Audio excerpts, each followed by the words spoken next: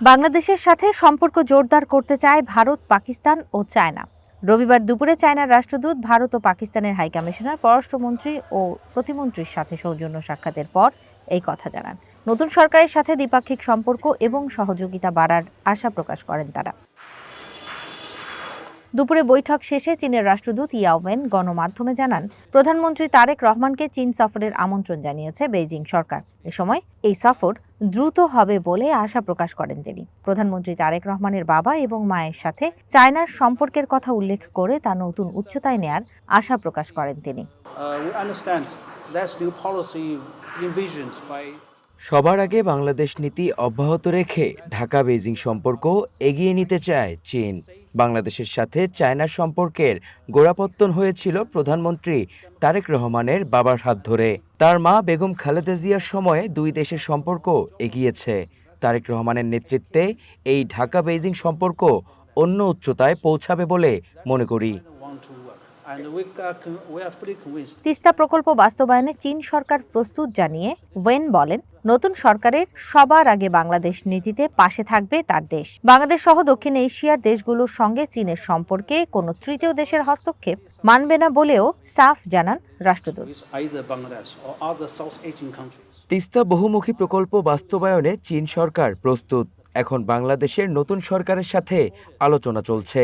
সরকারের পদক্ষেপ অনুযায়ী এই প্রকল্প নিয়ে সিদ্ধান্ত হবে। চীনের সাথে বাংলাদেশ কিংবা দক্ষিণ এশিয়ার যে কোনো দেশের সম্পর্কে কোনো তৃতীয় দেশ হস্তক্ষেপ করতে চাইলে তা মেনে নেবে না চীন। একই দিন বিকেলে মন্ত্রণালয়ে আসেন ভারতের হাই কমিশনার প্রণয় ভার্মা।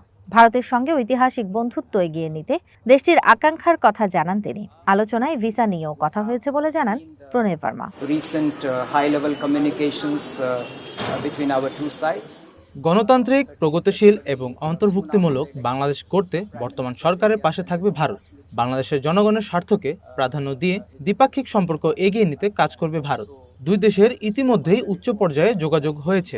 নির্বাচনের পরদিন 13 ফেব্রুয়ারি ভারতের প্রধানমন্ত্রী তারেক রহমানকে অভিনন্দন জানিয়েছেন। এমনকি টেলিফোনেও তিনি শুভেচ্ছা জানিয়েছেন। আমাদের লোকসভায় স্পিকার 17 ফেব্রুয়ারি বাংলাদেশের নতুন সরকারের শপথ অনুষ্ঠানে উপস্থিত ছিলেন।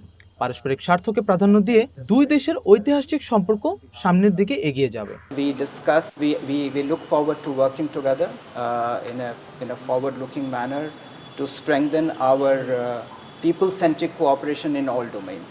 So I think, of course, people-to-people exchanges is a very important part of our bilateral relations. বিকেলে সৌজন্য সাক্ষাতের জন্য আসেন পাকিস্তানের হাই কমিশনার ইমরান হায়দারও। পররাষ্ট্রমন্ত্রী এবং প্রতিমন্ত্রীর সাথে বৈঠকে বাংলাদেশ পাকিস্তান সম্পর্ক নিয়ে আলোচনা করেন তিনি। বৈঠকের সময় পররাষ্ট্রমন্ত্রী ডক্টর খলিলুর রহমানের সাথে ফোনে কথা বলেন পাকিস্তানের উপপ্রধানমন্ত্রী ইসাক দার। বাংলাদেশের সাথে পাকিস্তানের দ্বিপাক্ষিক সম্পর্ক এবং দুই দেশের স্থিতিশীলতা, শান্তি বজায় রাখতে একসাথে কাজ করার আশা ব্যক্ত করেন তিনি। এর আগে রোববার সকালে সৌদি রাষ্ট্রদূত ডক্টর আবদুল্লাহ জাফের এইচ বিন আবায়া পররাষ্ট্রমন্ত্রী ডক্টর খলিলুর রহমানের সঙ্গে সৌজন্য সাক্ষাৎ করেন। ঝুমি রহমান, ওয়ান নিউজ, ঢাকা।